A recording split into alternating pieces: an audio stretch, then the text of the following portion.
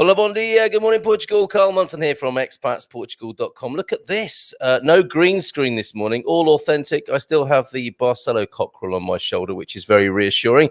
But I'm using, actually, between you and me, using Mrs. M's backdrop. Some of you may know she is a professional astrologer, so she has a different backdrop to me, and maybe it's time for me to go au naturel in terms of the backdrop here. Feel free to suggest what I might put on the shelves behind me. Do I put tin sardines? I nearly said Sind Tardines. But anyway, my special guest this morning is Sarah Davey from Spartan FX. If you are concerned with or looking for a safe, competitive and reliable way to move large amounts of money around, Sarah is the person to speak to on this Consumer Tuesday. Do say hello, who you are and where you are in the comments. And after we've had a chat with Sarah, we will be piecing together the deconfinement plan for Portugal and getting a sense of what might happen in the next couple of days and the announcement on the 11th as we lift off the lockdown. So I've got a few sources to bring together, and we may even have a look at a beautiful mansion that's come my way over there in Figueira de Foz. So yeah, listen up when Sarah joins us in just a moment after we've said hello to a few of you in the comments. Because if you do want to buy that mansion, you're going to have to move your money around, and Spartan FX may well be the best place to do that. We'll find out in just a moment. Bon dia from Jean Van de Beek in France. Good morning to you, Jean. Thanks for joining us on the gardening show last night with your question about the pistachio tree which grows in Portugal. Bon dia, Alegria from Rizal. How are you, Rizal? Where are you this morning? Paul Richards. That sounded very sort of investigative, didn't it? You don't have to tell me, Rizal, if you don't want to. Greetings from Harrogate. Great show yesterday, Carl. Wasn't it lovely looking at all that Algarvian food? What an amazing chef. Mind you, it was about the Algarve. Yes, all right. Tiago and Frank showed that even the quiet parts of the Algarve, as great food is still available. Absolutely. We can't wait to get down there. And from Moscow this morning, bon dia. From Carolyn, good morning to you, Carolyn. How are you today? Tudo bem? Looking very learned this morning. Yes, it's just a green screen failure. These are Mrs. M's books, not mine. Pete Wilton Davis, who made the video at the beginning. It's a bright sunny morning here in Castanheira de Pera, looking like the video I expect today, Pete. Yesterday, I met two couples with kids who are moving out of Lisbon and looking for property in central Portugal. Things are moving. They absolutely are. Carl, new shed. How rude. Hola, bon dia, alegria de la ria from the doc, who'll be joining me tomorrow, of course. Ask anything about Portugal. Hola, bon dia from a wonderfully sunny Cabanas de Tavira. Short walk today. The sun is out for Paul and Lita. They're fantastic. Lee McGrady, the head gardener. Good morning, people. It's a lovely day to be out in the gardens, listening to us in his headphone, I think. Hola, bon dia, alegria from Penny Albertella. Sunny, still here in Brixham. Fantastic to hear from Devon this morning. Rizal, beautiful sunny morning in Fanadia too. Fantastic.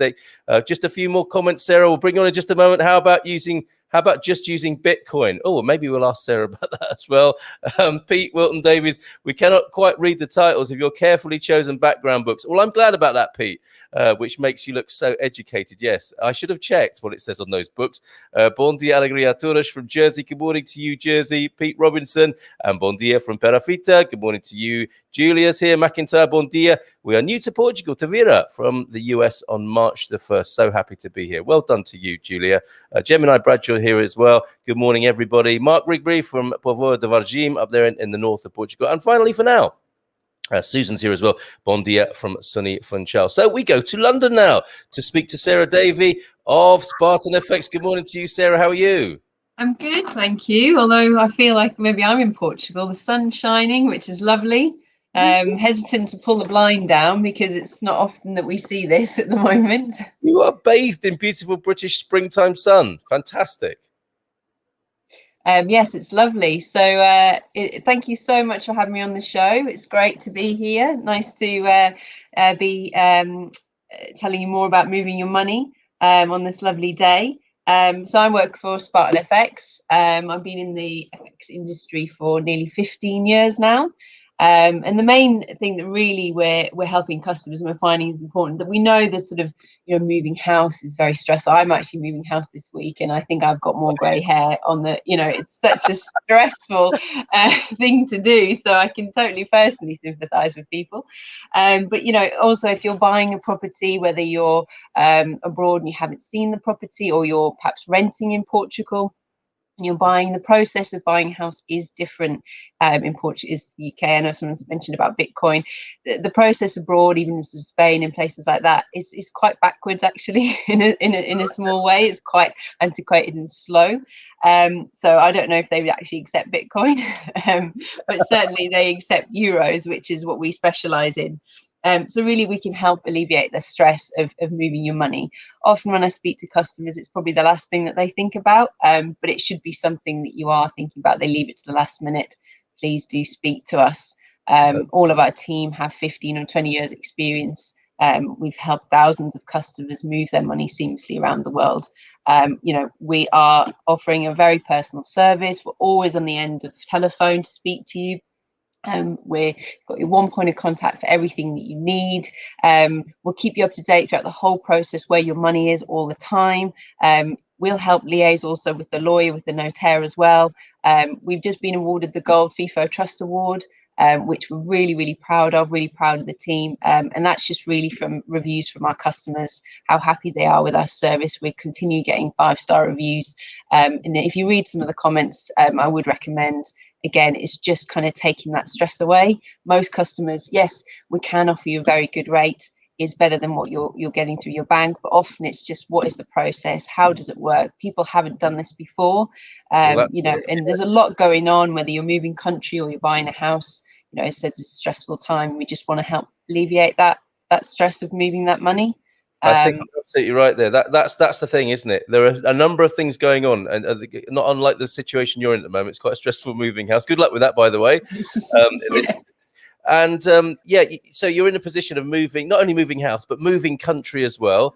Vast amounts of money, bigger than the normal amounts of money that we're usually dealing with from day to day. So people are looking for an expert service, a reliable service, and these are the three things that occurred to me that people might be looking for. And we do get a lot of questions about this, how to move the big money around.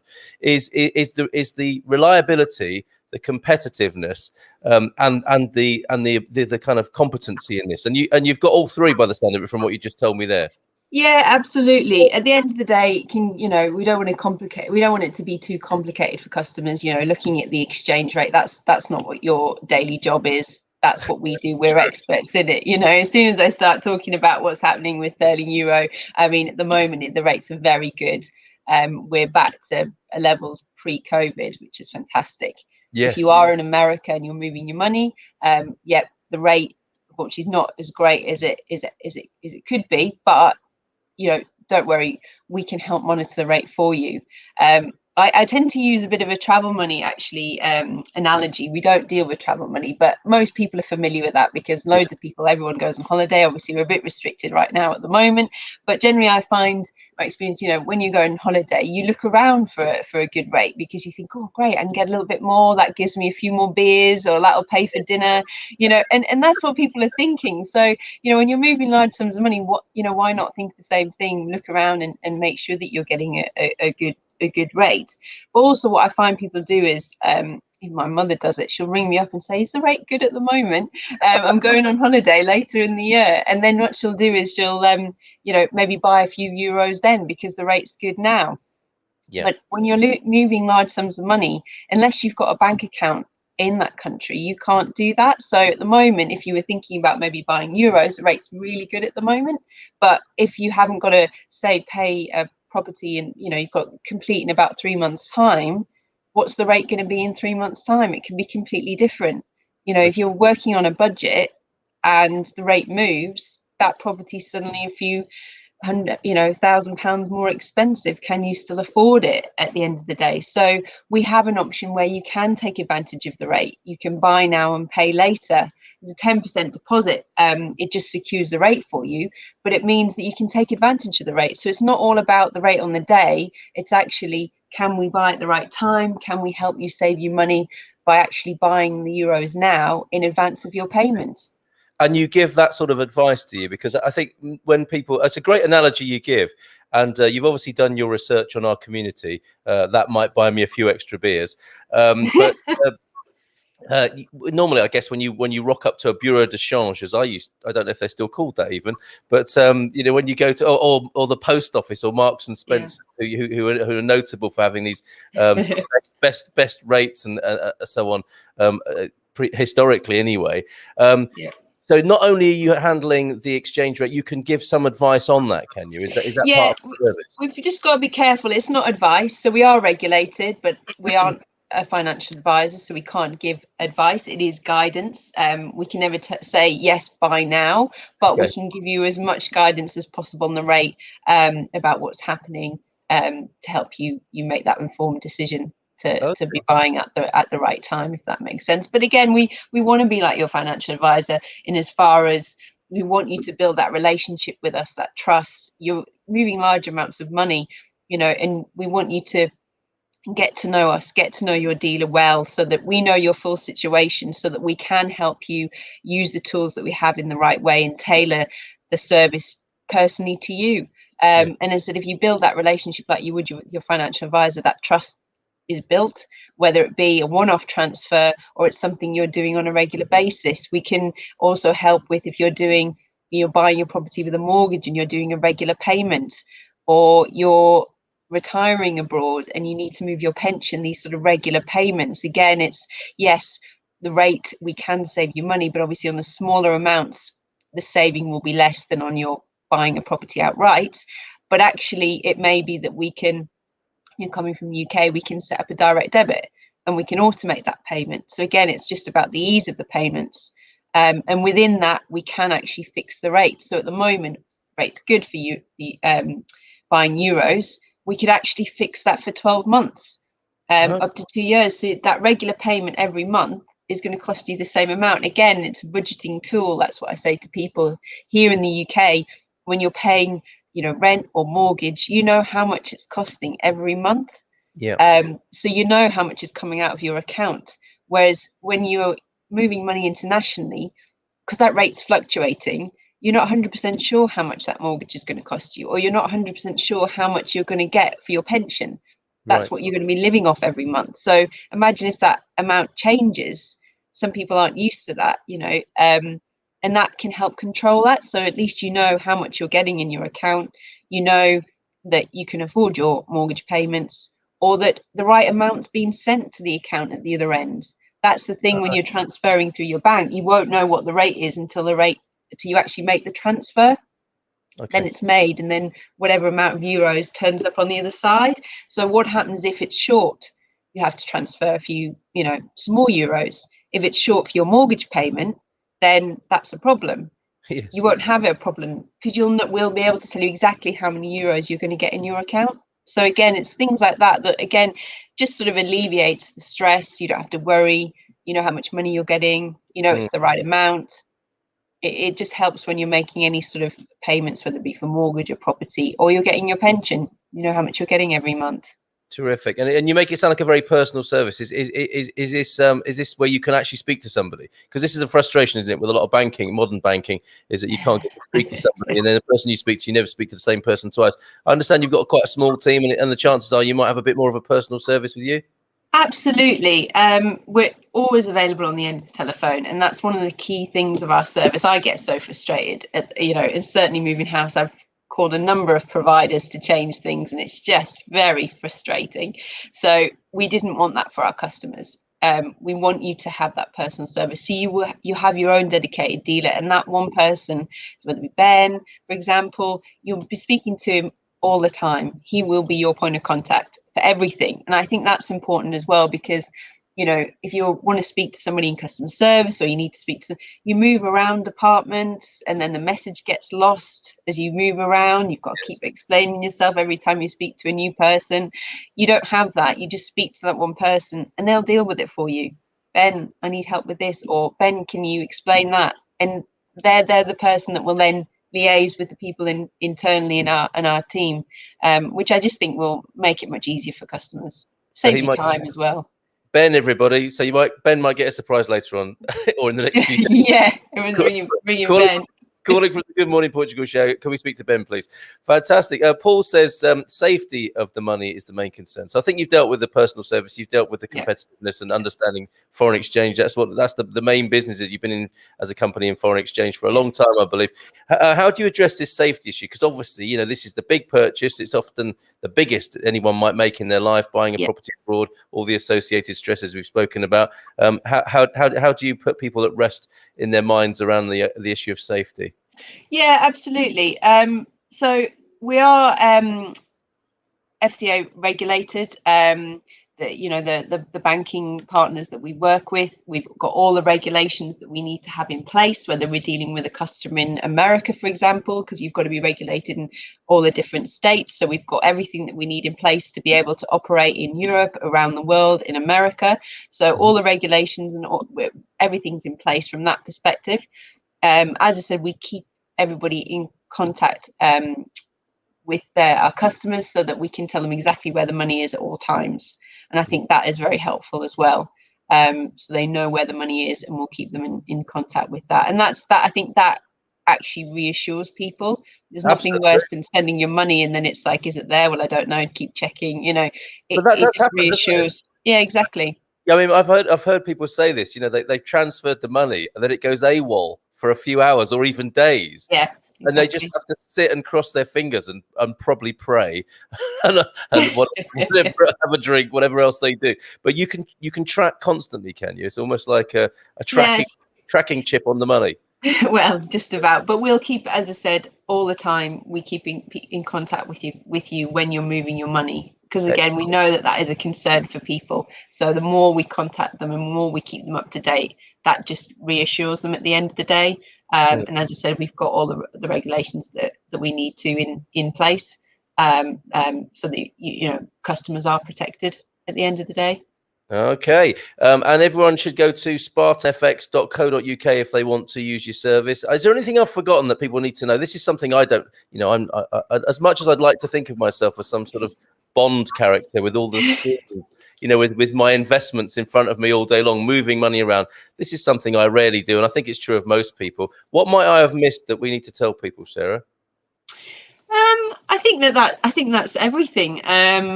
You know, we can tell people to keep watching the rate, but I mean, you can get, you know, fanatical about it, I'd imagine, if that makes sense. Yes, you know, let us do the work for you.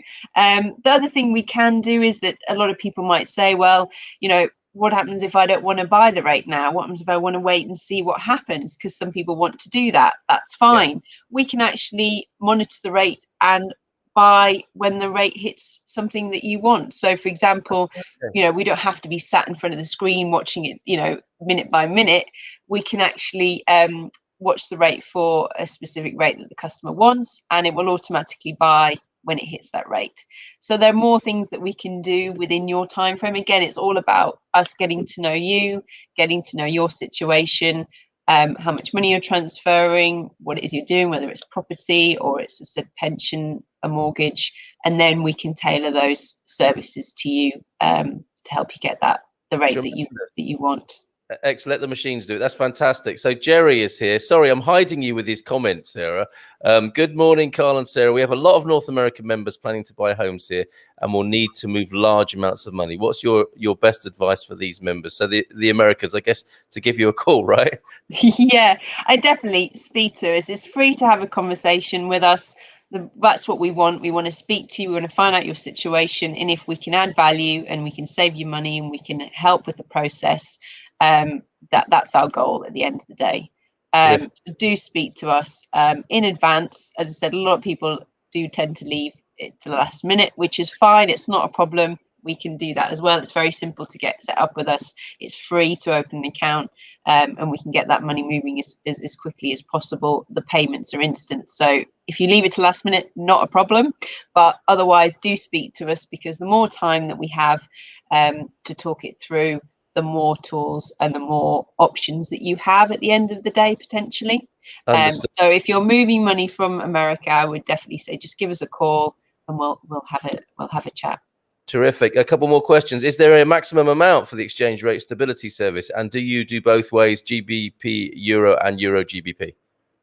Yes, so we do both. I mean, that's what we're seeing actually a lot at the moment, certainly from UK customers, is that with the travel restrictions, unless I know some of your listeners are living in Portugal, perhaps renting and then looking for a property, but there are obviously a lot of people in the UK that are looking for property, and they're not going to buy necessarily until they've seen it, unless your situation's different. I know a lot of people in America, they have to buy a property as part of perhaps a visa. It's sort of a requirement. That's a different story. But a lot of people that are just looking for that holiday home will want to wait until they can come and view. So what we're seeing a lot of is actually people selling property. So the way that they're able to do actually at the moment is either they're obviously selling it to people that are already in Portugal renting. They're selling it to the local market, so Portuguese, or there's other international markets opening as well. Maybe people from Germany or Belgium that have been able to travel and they're looking to buy property. And one of the things which one of my customers was saying is he would recommend is get a good lawyer. A lot of customers have given them power of attorney, which means that they can transact on their behalf, and it means you don't actually have to be there in the country to make that purchase or sell that property, if that makes sense. Well, that's so a lot of customers are selling their property from the comfort of their own home because they've given their lawyer power of attorney, and they're selling perhaps to someone who's already in Portugal, and it's able to go through. So now they just need to move the money, and they're using our service to repatriate their euros back to the UK. Okay, repatriation of the euros. And so this question of maximum amount for exchange rate stability service, I don't know what that is actually, Sarah. Does that make sense to you? Yeah, so I suppose with our service, there's no minimums and maximums for just general transfer. But if you are fixing the rate, so for example, you're fixing the rate now for a future payment, I would probably say about £10,000, mainly to make that, not to say worthwhile, but for it actually to have more of an impact on the rate. Obviously, the more you transfer, the more you'll save. So for that service, that would be £10,000. Okay, yeah, and that connects with Cheryl's question here. Good morning from Albufeira. What are the charges, please? So can you illustrate more on what people are up against in terms of charges? Absolutely. So with our service, there is no there's free transfers. It's no cost to open an account. It is just on the exchange rate. So that's how we make our money, is that you're on this exchange rate, similar to when you look at as I said, your travel money.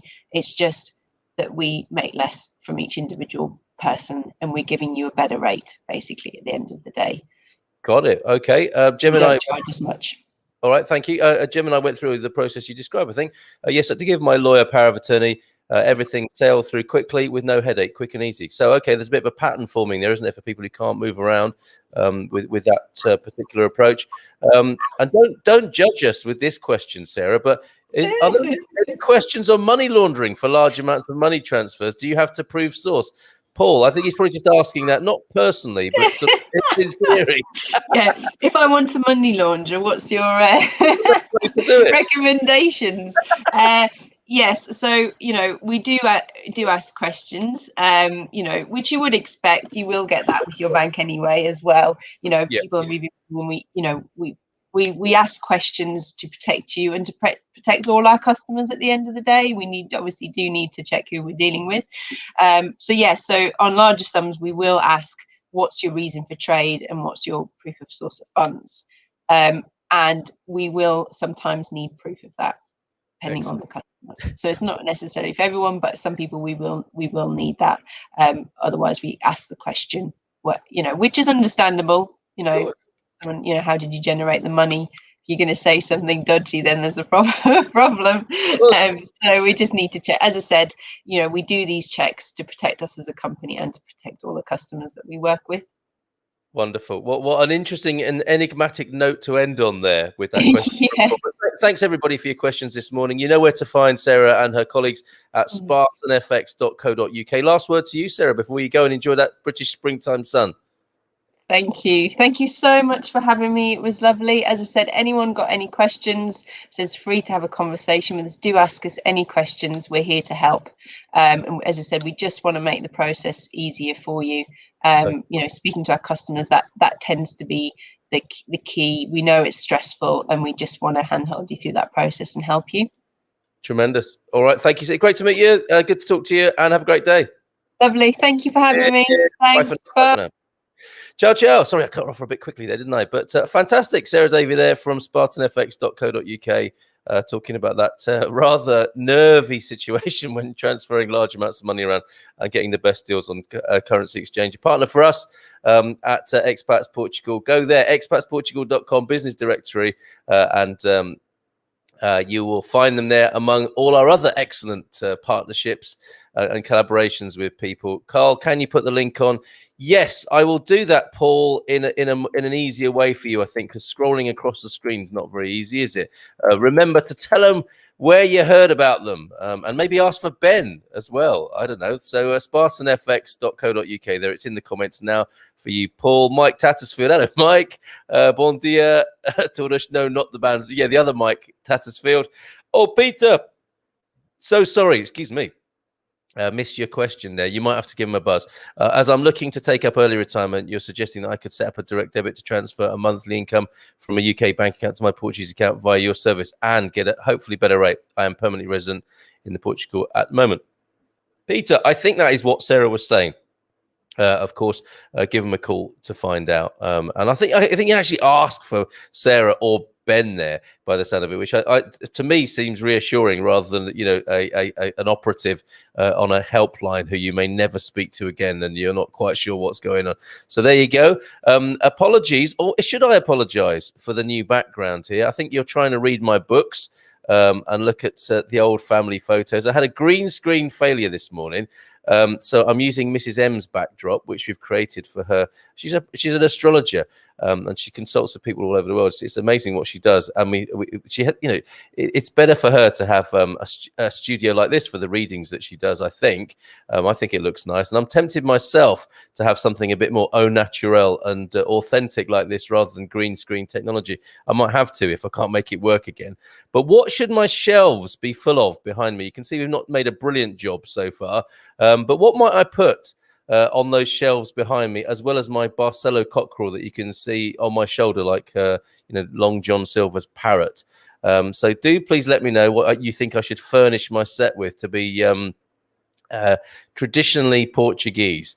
All right, and I was thinking this morning as well. It's time for us to have a chat, isn't it? I'm going to look at we're going to piece together forensically the little bits of information that are around at the moment for the deconfinement plan. We want to get out there, don't we? And we want to get it. We came into Portugal, I think, to have a great time in Portugal. And part of that, a big part of that for me anyway, is moving about, which I've really, really missed.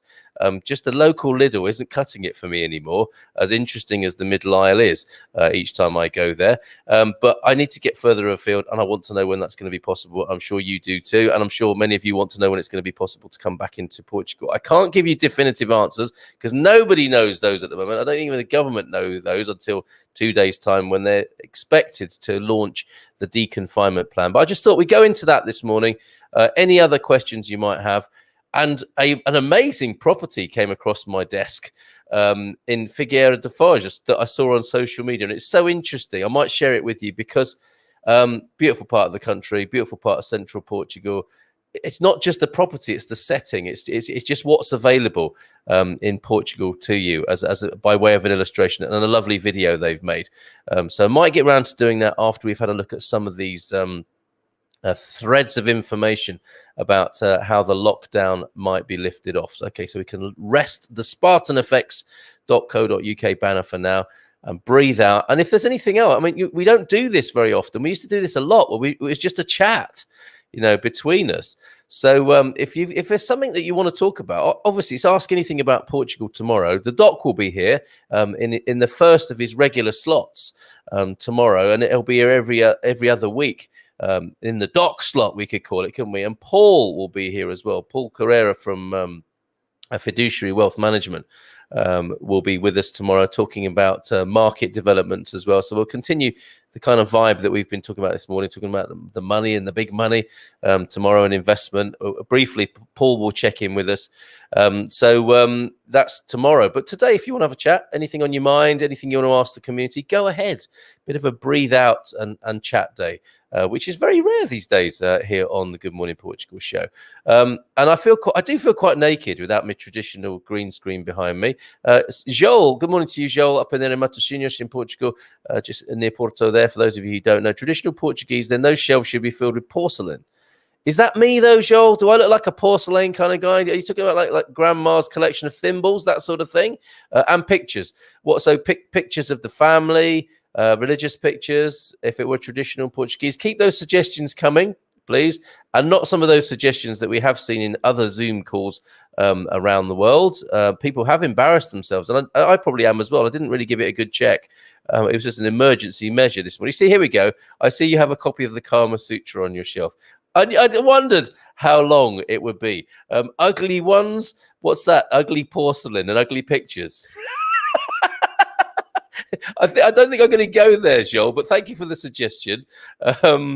Okay. So, and obviously comments that I can't read out as usual as well. I have to be so careful. So let's piece together this picture. Shall we now, of deconfinement, you rascals, and to have a look at. I like George Branco's coverage. I think anyone who's been with us for a while will be aware of my appreciation and respect for George's reporting. George Branco, his I'll put it on the screen now. Oh, look, there's a bit of Portuguese blue sky. That's better, isn't it? He produces a newsletter, which is Jorge Branco, George with a J, and georgebranco.substack.com. And he produces a newsletter which comes out every other day, or periodically when he's got useful things to share. And I liked his remarks about the reopening plan to be released on March the 11th. This is a big day for Portugal. A couple of days' time now. We still don't have a date for the end of lockdown, but we do at least know when Portugal's reopening plan will be released. Reports George. The government has promised to share the plan on March the 11th following meetings with specialists tomorrow and other discussions throughout the week. Now, we'll go to the tomorrow he was referring to, because this came out a couple of days ago. It's the Infomed meetings, of course, that the government have, along with all the notable officials and executives of government who are going to be releasing this plan. So we'll go to that in just a moment. But he's got some nice background info here, scene setting, context. We've already been told not to expect much until after Easter, so that's a key message, I think.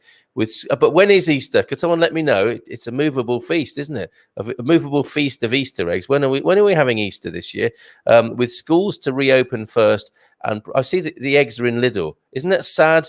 When the main sign of Easter is when the eggs appear in the shops. If you can give me some better info on Easter, I'll be grateful. With schools to reopen first, and probably only for the youngest students. This is school reopening, and that's thought to be first.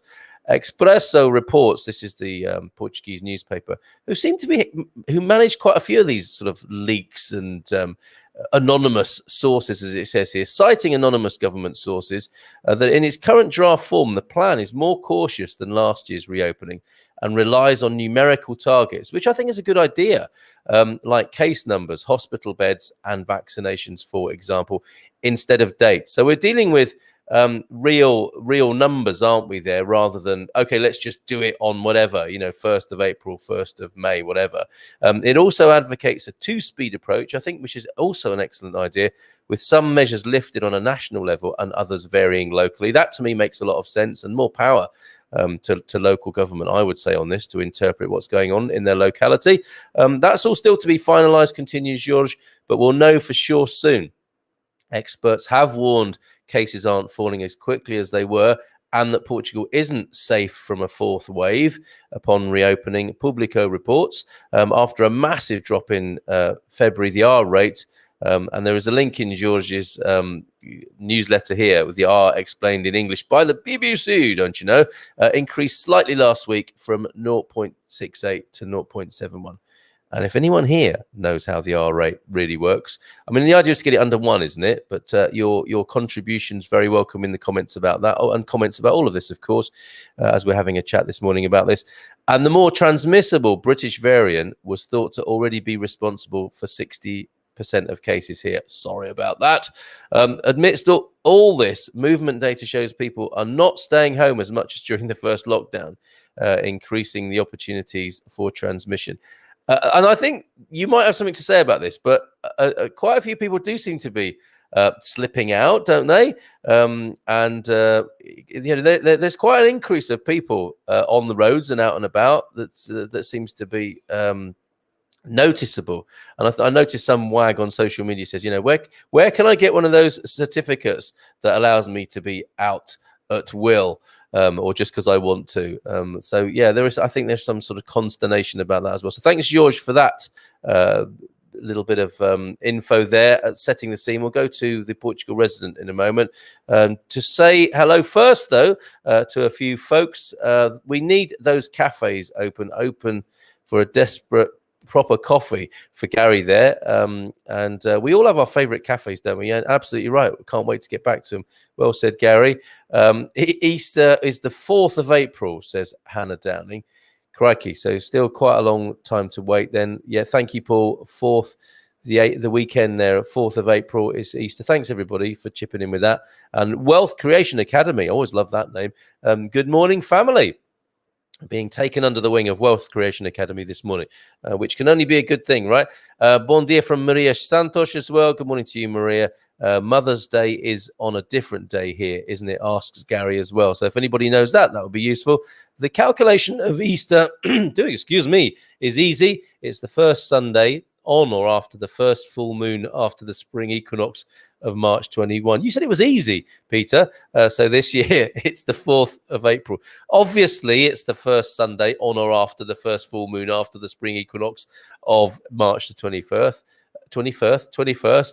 Okay, thanks, Peter, for that. So yes, Sunday, 4th of April adds Gemini as well. So let's go look at what the Portugal residents say as well. And I was uploading a little vid the other day just so that I could have a cough if necessary. I wonder if I actually did that, and if I share that with you. I've got an updated schedule for you, what with the new and very popular food feature on a Monday, and Fridays have changed a little bit. Let me see if I can upload that for you, and you can have a quick look at that while I have a sip of water. There we go. Yes, me at a glance video. I'll play that for you for just a moment, and I'll be right back with you. Let's see if this plays.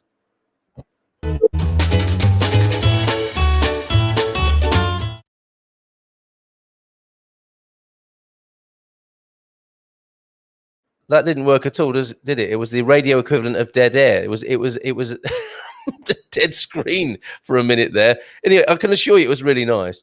And we'll come back to, I don't know what's going on this morning. So no green screen, and then there's a bit of a problem there in streaming video, but we won't let that affect us this morning.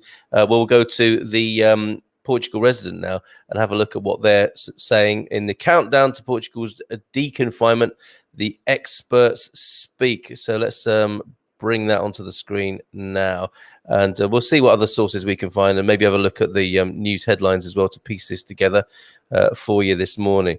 So here we go. Yeah, Portugal resident, and it's the experts. Watch out for those pop-up ads, everybody. That's as entertaining for some people as it is me reading out the countdown to Portugal's deconfinement. The experts speak as we write, and this is Natasha Don, my favorite writer and my favorite English reporting paper here in Portugal. As we write this text, the President of the Republic, government ministers and party leaders are meeting with experts at Infomed to hear Portugal's epidemiological situation.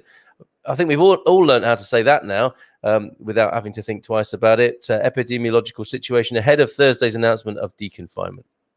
The news so far has been good. The country's RT, the transmission rate that we're talking about there, the R rate, remains the lowest in Europe. Isn't it amazing the difference that a few weeks can make? So it remains the lowest in Europe, albeit the downward tendency is decelerating. The over 80s are now no longer the largest age group in intensive care, and this has been attributed to the fact this age group is being protected in the first current phase of the vaccination rollout. The predominant age of people in intensive care these days are patients in their 60s. Okay. Today's meeting, and this was yesterday, will lay the basis for decisions to be taken by the president and indeed the government later this week. And of course, that key date, the 11th. Among interventions, says SICK Television News specialists will present proposals for the future, strategies that will help the government delineate the plan for deconfinement, which should be announced on Thursday. Talking ahead of the meeting on his habitual television slot last night, commentator Marcos Mendes said deconfinement will start on March the 15th with creches, preschool and primary schools. He said it was still in doubt whether small commerce would be allowed to open, but he was categoric that circulation between boroughs will be prohibited over the Easter weekend. So that's useful news. And there we go. Yeah, 2nd, 3rd and 4th. Good Friday to Easter Sunday there. So far, the meeting has heard that experts are now expecting numbers in ICU to fall as little as 120 by the end of this month, and thus the moment is fast approaching when deconfinement can happen with a degree of safety and security for the SNS Health Service. The bottom line message, nonetheless, is caution. The variants, particularly the British variant, which now accounts for 65% of cases in Portugal, remarkable, are still active. Warn epidemiologists, borders have still to be manned and increased vigilance to ensure infected people do not pass through. And that was yesterday's lunchtime meeting yesterday. So I don't know. What do you think about this? We have other news headlines, of course, that might help us with this rock. Yeah, for you rock fans. Oh, this is really old news. It's funny how when I refresh this page, it takes me back in time. It could be the plot of a movie. Rockin', I wonder how far it'll take me back ultimately, back to Portugal in 1980. Rockin' Rio Lisboa festival delayed until 2022. I thought you might like to hear about that. And Portugal, and did you know that Portugal has the European Union presidency now and has been accused of splurging thousands for events that may only ever be virtual? What are they like over there in Brussels?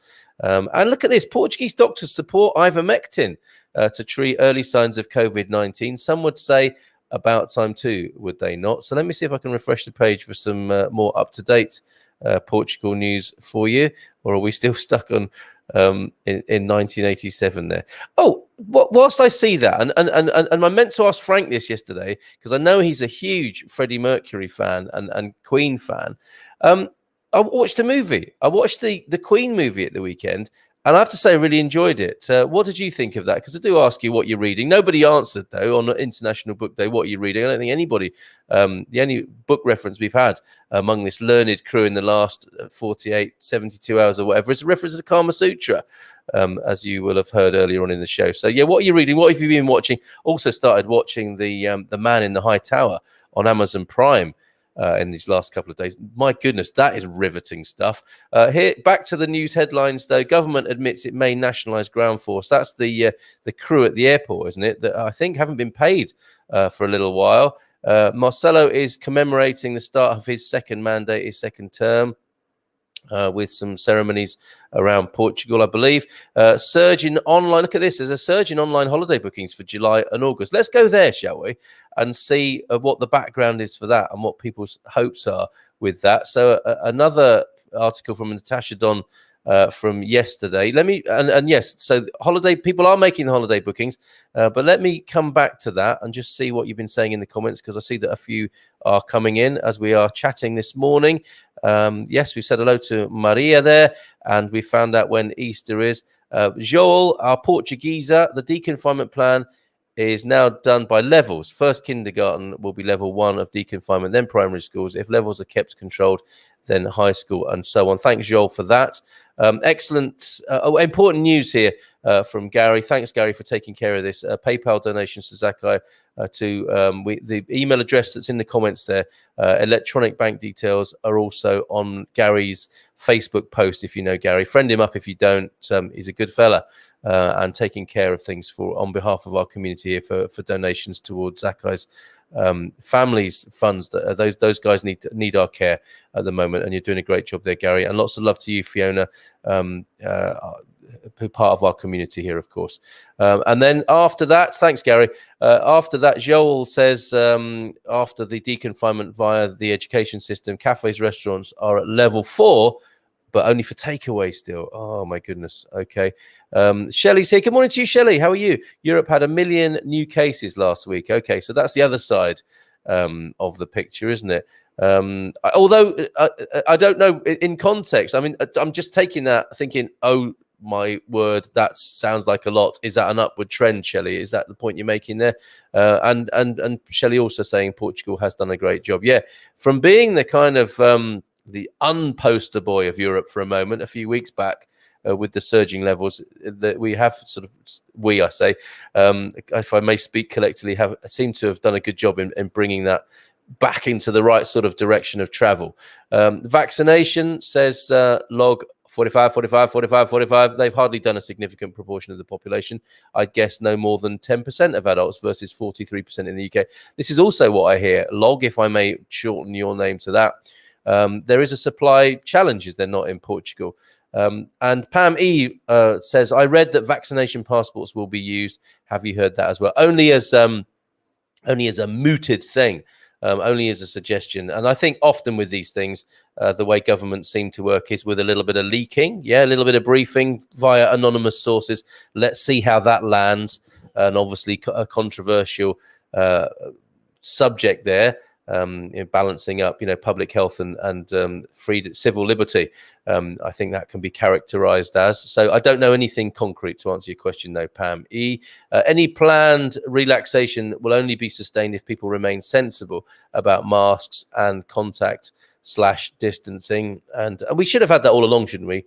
People being educated and trusted to be sensible. You would hope, wouldn't you? Because if we don't, we know what comes after that. Jorge Ferreira, Mother's Day is on Sunday, the 2nd of May. Thanks, Jorge, for that. This is a really good interchange of information this morning. So there you go, Gary. Mother's Day is Sunday, the 2nd of May. And lots of love to you, mate, because that will be especially poignant for you this year, of course. F1 is back in May. I hope they control COVID better. Yes, that was a vector of transmission, was it not? That poor decision in Portimao to host the F1, and Paul making a good point there. Gary, I love the Queen movie. Oh yes, so we can possibly talk about 2 Queen or Queen-related movies. Did you see the Oprah? I'd hesitate to mention it. Personally, don't really care, to be honest with you, but I know some people do want to talk about Harry. And Harry's onward journey, should we call it that this morning? But Gary loved the Queen movie. I really enjoyed it. Man in the High Tower, Handmaid's Tale, Behind Her Eyes, all great to watch. And it may have been you then, Gary, that suggested The Man in the High Tower. It's a very interesting premise, is it not? Chilling, absolutely chilling. I have some ivermectin in my fridge just in case. Is that for real, Penny? Next to the Prosecco. I go to Penny's fridge. I'm going to guess there's going to be some lovely Italian cold meat in there, maybe some Italian cheese, some sun-dried tomatoes, maybe some beautiful leftovers of Italian cuisine, some Prosecco, and next to that, the ivermectin. Really? Rock on Rio delayed. That's it. Who's in charge? I need to have a chat. Here we go. This is what I thought I might flush you out with that question. Queen flick was a disgrace, says Angry of Coimbra this morning. Freddie wanted to be remembered as anything but boring, yet they went ahead and did exactly that. Really, Frank? A boring Hollywood melodrama without the essence of Freddie's personality. So do you think it should have been even more outrageous? I thought it's fairly outrageous. Don't even get me going on about that squealing Adam Lambert as the Queen frontman now. Not a happy bunny. Sorry, I mentioned it. Let's move on. The hot weather will end the flu season, says Jean van der Beek. We need all of these ideas and influences being spoken of here, don't we?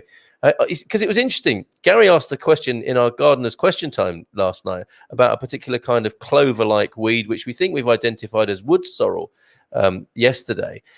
And somebody said, well, just wait for the sun and it will kill it off.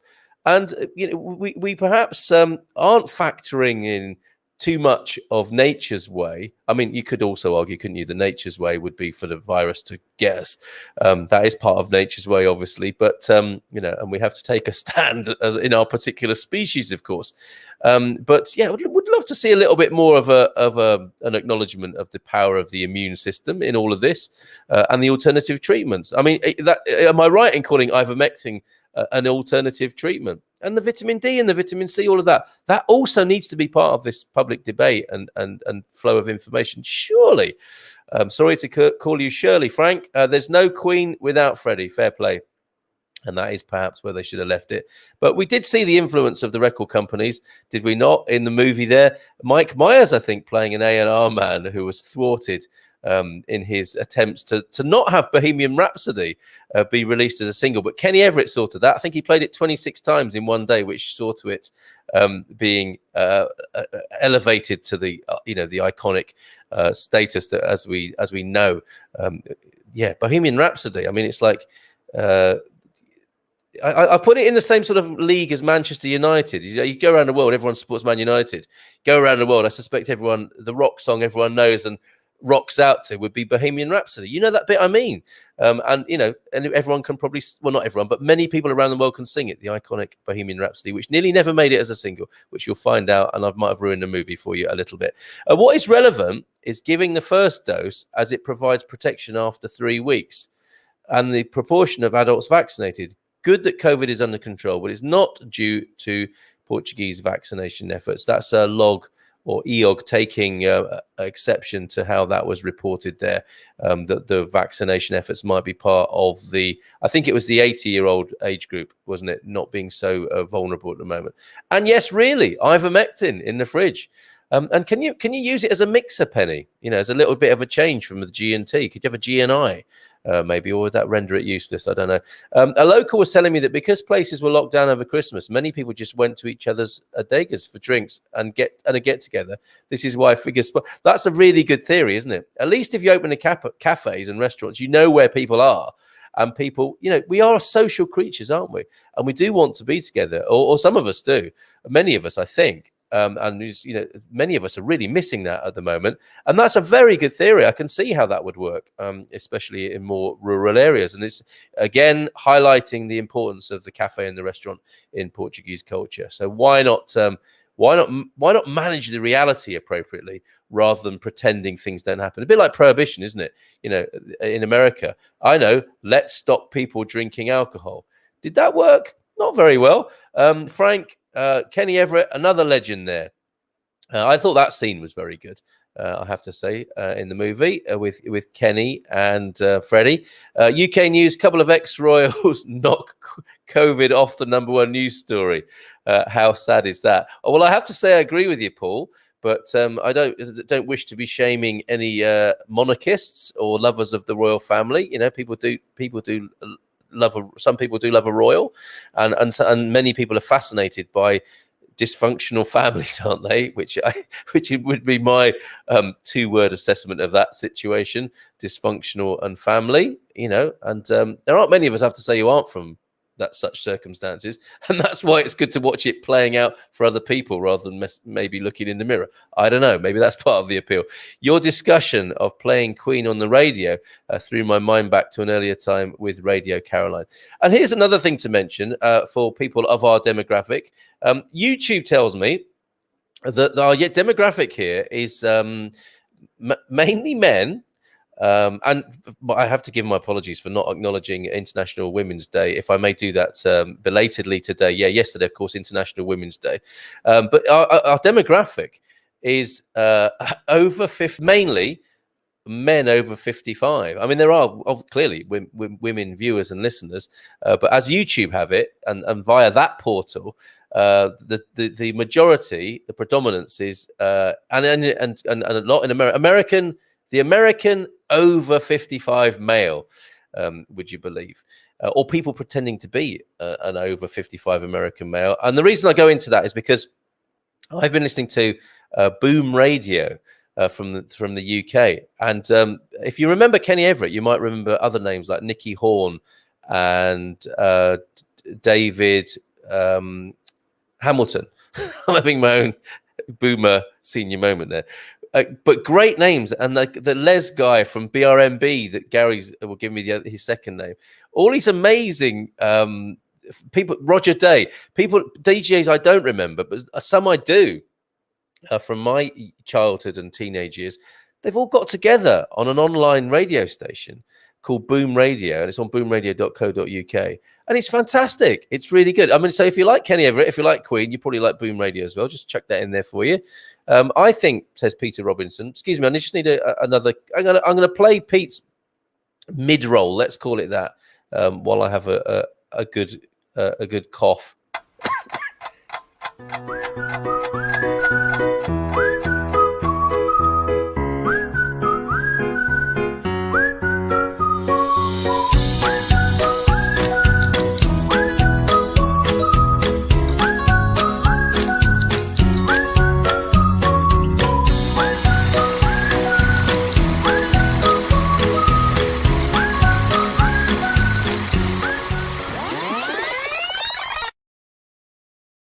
Oh, there we go. Back shortly. I would like to think I'm of medium build, actually, but thanks for that, Pete. That was useful, and you will be glad to have been spared that.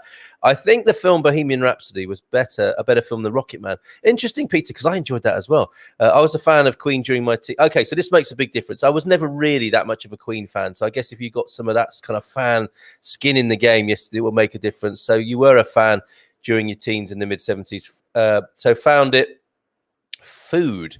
Or is that odd? I don't know. And I remember the Live Aid concert and have the DVD, so I was able to compare the concert and the film after I saw it.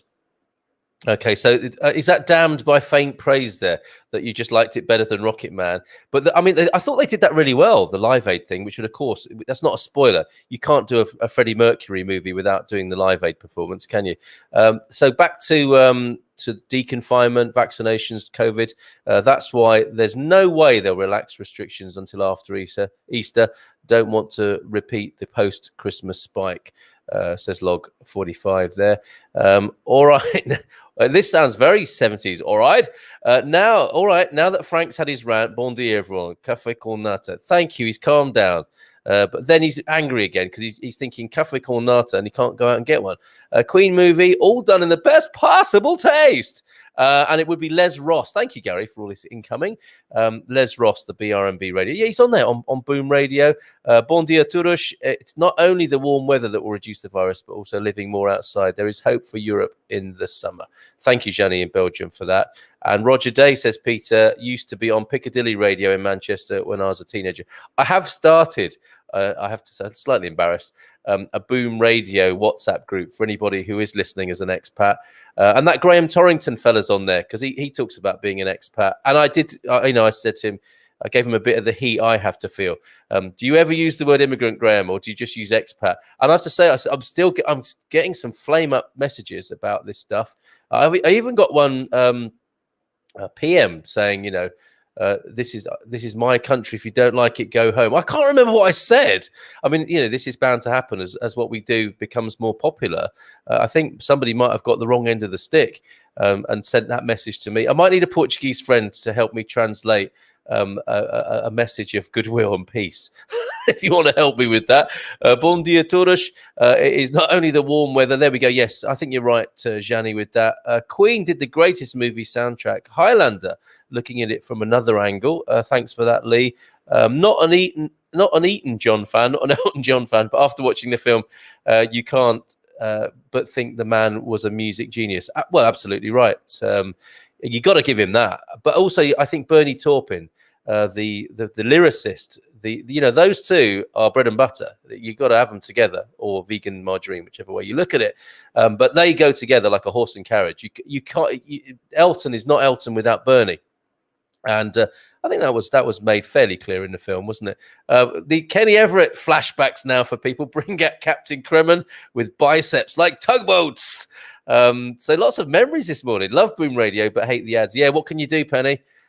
Yes, there is a who likes commercial radio advertising? But then when it's a bit like the expat advertising for people of a certain age, isn't it? It's not just that it's the ads, it's what are the ads about. They're quite patronizing, aren't they, some of them? you're getting old, but you're still mobile, but you might need a lift one day. Or, and the frying pan one, that does my head in, doesn't it? The sort of boomer equivalent of the George Foreman frying pan. What other ads do they have on there? They've yet to do the obligatory erectile dysfunction thing that's following me around the place. Yes, they are very. And has anyone got a problem with the ad? And sorry if this comes up on some of our videos, but the whole thing, the head tilted to one side. There are times when you have to think seriously about your life as an expat in a foreign country. Do we all know her? Boom Radio, a group. Oh, yeah, I'll join in. Yes, Frank, I think you'll be a brilliant contributor in that group. I'll add you. YouTube data age is just a number. I am 3/4 of a century, but my head says I am 25. Well said, Paul. True of all of us. And that's the problem with this, still got lead in your pencil. Well, listen to Boom Radio. It's like, okay, all right. Everyone's aging. You don't need to make a big, but that's a demographic game that they've played really well because they're attracting people of a certain age. But I think it's a sensitive balance to get right, isn't it? To be constantly reminded how old you are whilst you're listening to the radio. Bon dia, is it properly smashy and nicey?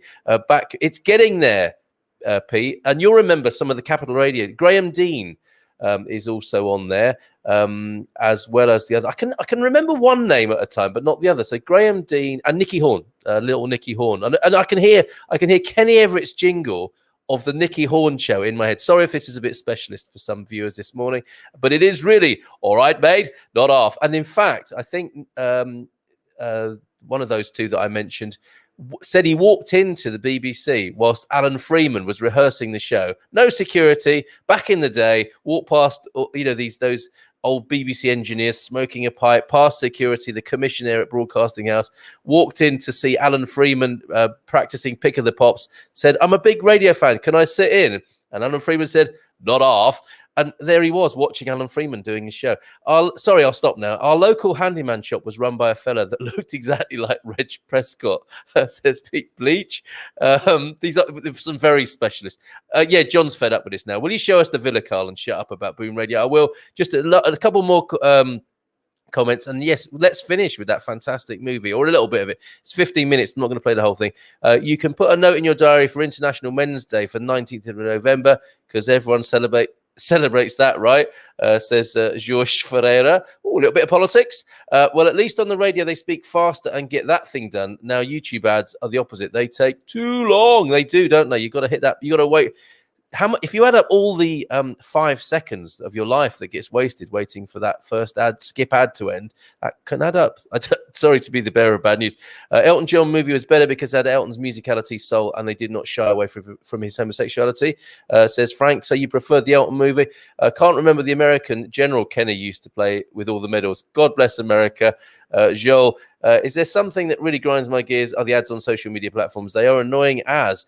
No wonder I have to use ad blocks all the time. Well, there's a good bit of IT advice for you. So, okay, I will go to that video. Check it out, folks. This is something that just flashed up on social media. No, I think somebody sent it to me. But you may have seen it yourself on social media. And this is a nice way to go to go out. Nice comment, Gary. This is a YouTube vid. So excuse the ad if it comes up after all I've been saying. And let me just pause it for a moment. Get the big screen action going. I'm going to just give you a bit of commentary because I have been in trouble for playing videos. I mean, I might get in trouble for playing a video because in a sense it is copyright, but I'm sharing it in the best possible taste. And I won't do the the leg twist at the end there. Just to give you an idea and just to play a few minutes of it, but I'll do a voiceover if that's all right. If you haven't not fed up with my voice already this morning, so this is a nice start. Might even fast forward it a bit, but actually let's do a little bit of mindfulness as we watch the blossom fall from the tree and read this. Yes, just breathe and get in your body for a moment and check this out. Take a deep breath, relax. Isn't that beautiful? So a little bit of mindfulness on the Good Morning Portugal show this morning. Imagine your dream home in a dream spot. And if you don't want to do any of that, if you've already got your dream home, just look at that blossom falling. But here we go. We're looking at embedded in a dense forest overlooking the ocean. Panoramic swimming pool, sauna and jacuzzi, library and gymnasium. Couldn't read the last bit. But loving the blossom. That's bang on for the moment, isn't it? Large and well organized. Oh, that's gone as well. Still loving the blossom falling. And you can imagine it, can't you? You can imagine what music is on the original. So very gently, take a deep breath and wake up slowly. There's no other way I wake up these days. It was not a dream. Follow us on this trip to paradise in central Portugal. Hold tight, folks. Look at that. There is Figueira da Foz. And then we're talking here about the Refugio de Santo Amaro. There are still incredible. And there it is, in a clearing in the forest. How did they get permission for that? Start this trip with, look at this. Can you imagine yourself there? We have Gary saying we have International Wednesday every Friday at 10. He's talking about the man cave. But you could have one hell of a man cave here. Look at this.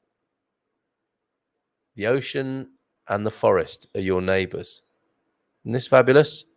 And I share it because this is a remarkable property. But I'm sharing this, on behalf of Portugal as well. I think it's amazing. There's your boat.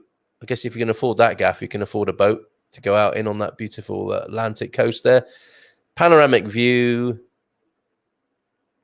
Who lives here? Let's look through the keyhole.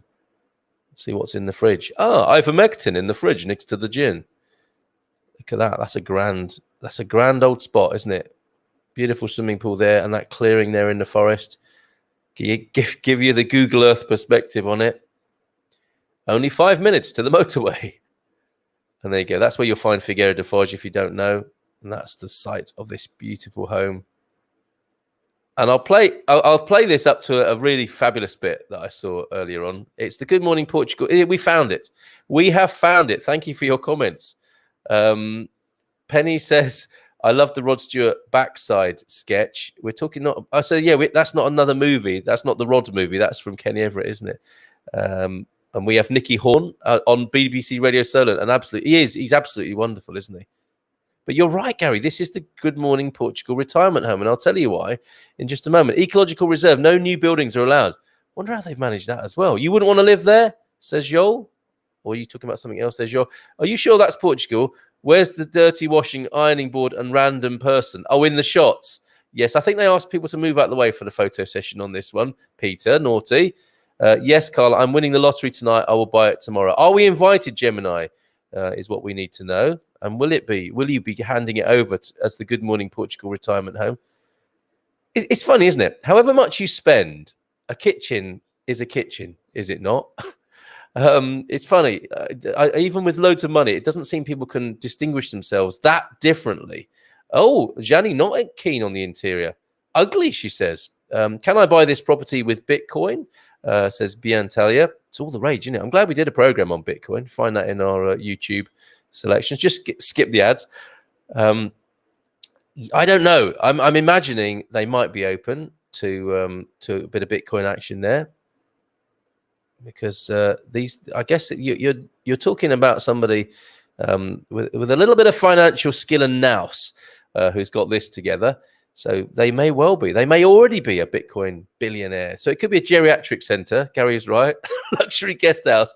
Or simply, as you see that bit of small print, simply for an eccentric lifestyle. And there we are. We're surfing. We're going surfing in the mornings. And then we're coming back to this ground level. So I'm not really happy about the term geriatric center, but it's well kitted out, isn't it? Penny, you can use that kit there. In the gymnasium, because I know you listen watching you on the treadmill or on the bike. Perhaps not everyone's cup of tea on interiors, but that's always the case, isn't it? Nice bit of lime green there, makes a change from the burgundy. Bathroom suite, of course, and an incredible boiler room as well. So there you go. Let's go to your final comments as we conclude today.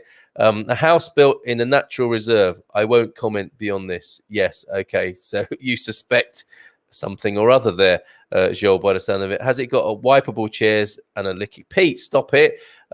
Josephine, is the Portuguese property market bubbling, Carl? Let's talk about more tomorrow about that. So, Josephine, it's a great question.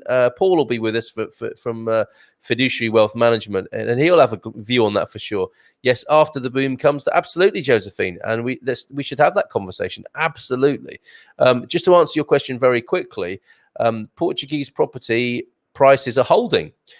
Because, you know, those with great wealth who can afford to buy big houses and maybe sort of scoop up what goes onto the market, that's staying level, if not going up a little in some places. Rentals, on the other hand, that's collapsing 15 and 20%. So it's a good time to come from that point of view, at least. You know, that's someone's lost somewhere, of course, but it's down 15 or 20 for your base camp in Portugal. So the rental will be better as you find the best place to live. And there's the obligatory shot of people admiring the view. You were wondering what was going to happen there. Have we had a cafetiere view yet? Have we? Two people in bathrobes on a balcony drinking coffee. There has to be that somewhere in a property video, doesn't there? To be honest, there's not much to commend this architecturally, but the position is amazing, absolutely. So with your wealth, Penny, you can just knock it down and build something new. Saw you and me, Frank, sir. I thought that immediately, Gary. When you said you, me, and Frank surfing, I was the one drowning. That could be any of us. I'm no swimmer. It is it over 10,000? I'm afraid to say I think it probably is, Paul. I'm from Yorkshire than Oz. You could make an offer, an incoming offer from Yorkshire, 10,000. I've worked hard for this money. Had to get up before I went to bed. Lived in a hole in ground. Okay, let's leave it there, shall we? You've been amazing as ever.